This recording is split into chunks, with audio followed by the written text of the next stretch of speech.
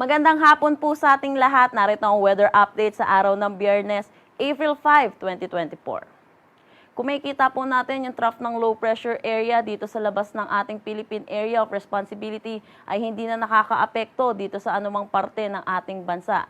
Pero itong easterlies or yung mainit na hangin na nanggagaling sa dagat Pasipiko ang umiiral dito sa buong bansa natin. Dahil dito, asahan natin makakaranas ng maulap na papawirin na may mga kalat-kalat na pag-ulan dito sa Mindanao Region at Sorsogon.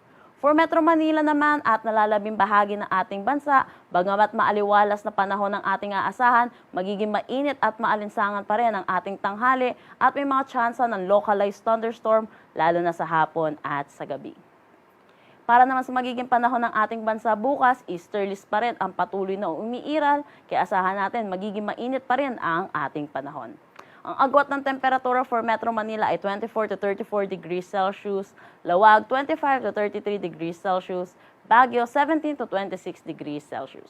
For Tuguegarao, 25 to 37 degrees Celsius, Tagaytay 22 to 33 degrees Celsius, Legazpi 25 to 32 degrees Celsius. Para naman dito sa may Zamboanga Peninsula, Basilan, Sulu at Tawi-Tawi, asahan natin makakaranas sila ng maulap na papawirin na may mga kalat-kalat na pag-ulan dulot nitong easterlies.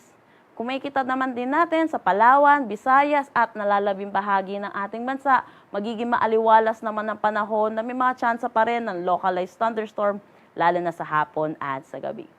Ang agwat ng temperatura for Calayan Islands at Puerto Princesa, 26 to 33 degrees Celsius, Iloilo, 27 to 32 degrees Celsius.